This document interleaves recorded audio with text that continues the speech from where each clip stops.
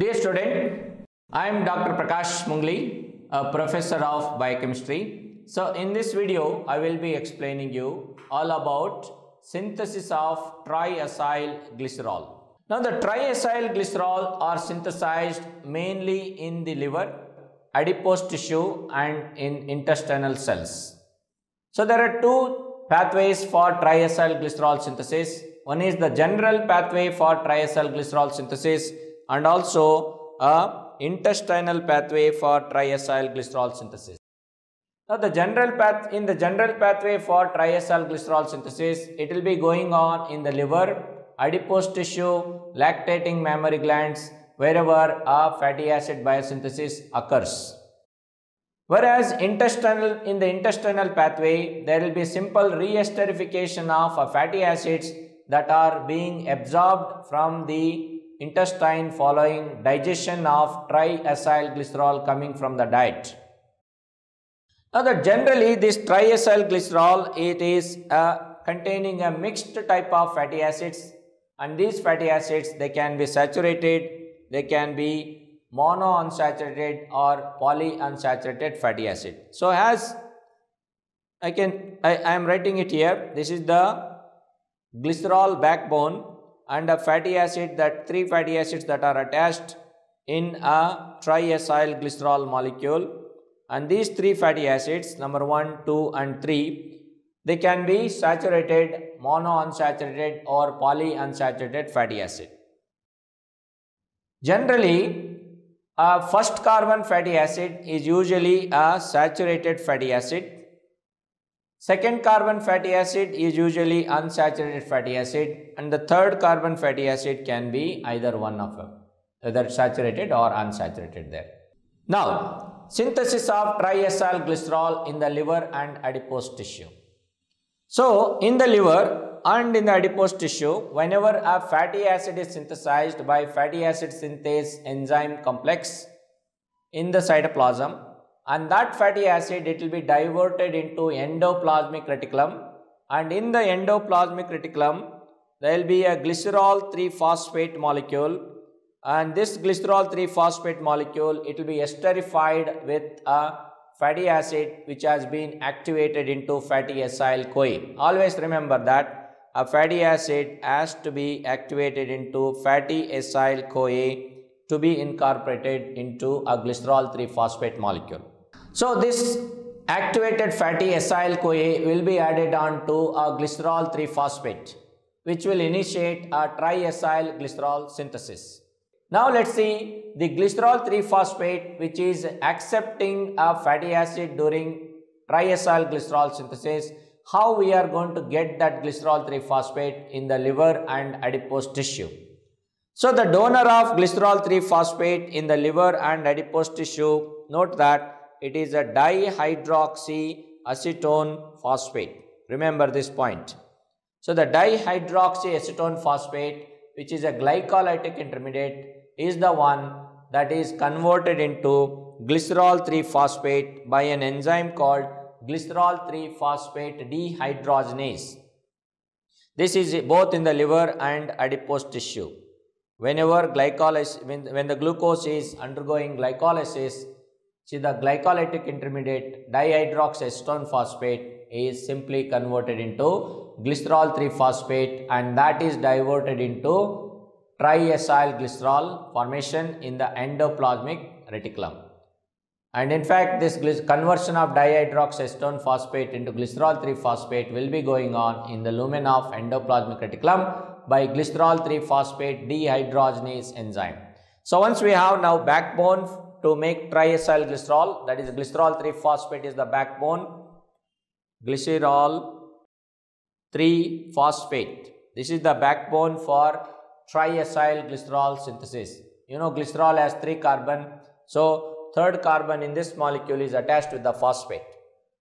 Okay, let's see how the triacylglycerol synthesis will go on. So this is a general pathway that we are looking at now. Now the glycerol 3-phosphate, it is going to accept a first fatty acid, which is an activated fatty acid coming in the form of CoA being attached it will be done by an enzyme called glycerol 3-phosphate acyl transferase. Now this glycerol 3-phosphate acyl transferase is a very first enzyme which is involved in the transfer of a fatty acid to a first carbon of glycerol 3-phosphate, and this is the regulated enzyme of triacylglycerol synthesis. And this enzyme, it is induced by insulin. Note that insulin will make sure that starting from the glucose, it will make sure all the steps, all the important enzymes are kept active and induced so that fatty acid synthesis is done, and then it is transferring it to endoplasmic reticulum where glycerol 3-phosphate is available, and it's going to attach, it is helping in the attachment of activated fatty acid to the first carbon of glycerol 3-phosphate done by glycerol 3-phosphate acyl transferase enzyme that is also induced by insulin. And also insulin via its protein phosphatase enzyme is going to maintain this glycerol 3-phosphate acyl transferase enzyme in a dephosphorylated condition, and that is an active form of an enzyme. Overall, insulin will make sure tag synthesis is going on. Whereas under fasting condition, glucagon is going to phosphorylate this enzyme and keep it inactive. Okay, so that is what is shown in this particular figure. See how a glycerol 3-phosphate is esterified in the endoplasmic reticulum to make a triacylglycerol. Now, as you see, this is going on in the liver and adipose tissue. Dihydroxyacetone phosphate is the one that is giving glycerol 3-phosphate. Okay, so in the liver even it can come from glycerol itself converting into glycerol converted by glycerol kinase to make glycerol 3-phosphate. Anyway, overall we get glycerol 3-phosphate coming from glycolytic intermediate dihydroxyacetone phosphate.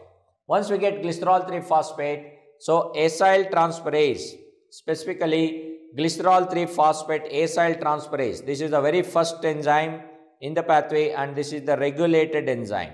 Remember this. And insulin is going to induce this enzyme. Insulin induces this enzyme and also keep this enzyme active. Whereas glucagon is going to keep this enzyme inactive by phosphorylating it. So what is the job of glycerol 3-phosphate acyl transferase?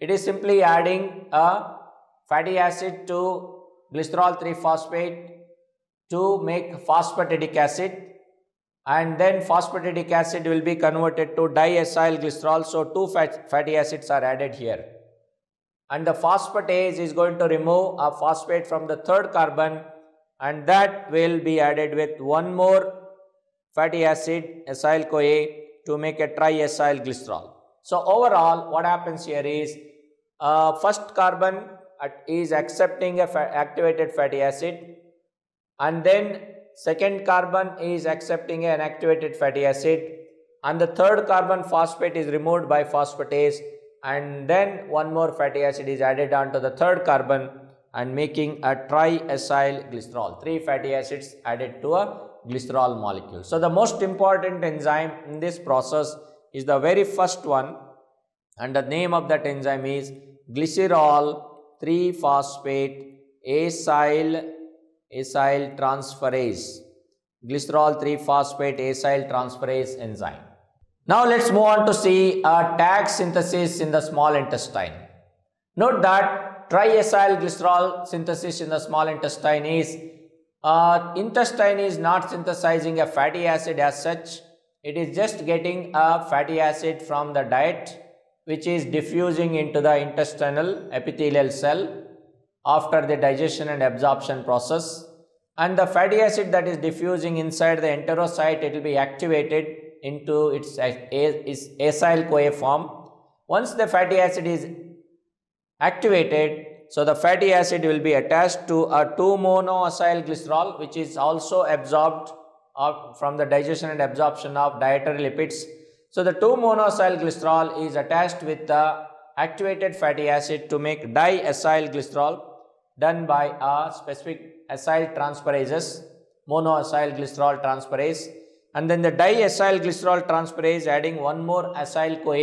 and making a triacylglycerol. So this intestinal monoacylglycerol transferase and diacylglycerol transferases, so they are going to catalyze the conversion of 2 monoacylglycerol coming from the diet into triacylglycerol, and this triacylglycerol will be loaded onto ApoB48 to make chylomicron. So chylomicrons, now they will be secreted out into the lymphatics. From there they go into systemic circulation. So this is how tags are synthesized in the small intestine. Now what is the fate of triacylglycerol that is made in the liver and the one that is synthesized in the adipose tissue? Now the triacylglycerol that is made in the white adipose tissue, the purpose of that is to just store there as a white depot fat which will be readily mobilized whenever person goes into fasting condition. Whereas the one that is made in the liver is to transport it out of the liver by loading it onto ApoB100 protein to make VLDL, and VLDL gets into the circulation, and the triacylglycerol present in the VLDL is used by peripheral tissues like heart, skeletal muscle or adipose sites. So according to their need, so these fatty acids which are getting in there after degradation of triacylglycerol present in that VLDL, so fatty acids can be used for energy purpose, or it will be just simply stored in the adipose tissue. So this is how the triacylglycerol can be used, which is made in the liver and adipose tissue. So adipose tissue triacylglycerol is just storing there as a white depot fat, and the triacylglycerol that is made in the liver, it is just transported out of the liver through very low density lipoprotein. Whereas the triacylglycerol that is made in the small intestine, it will be loaded on to ApoB100 to make chylomicron, and chylomicron carried to the systemic circulation where it undergoes metabolism to offload that triacylglycerol to different tissues. So primarily chylomicron carry exogenously derived triacylglycerol, whereas VLDL it carry endogenously derived triacylglycerol. So that's all about triacylglycerol synthesis. I hope this video has helped you in understanding this concept. Thank you.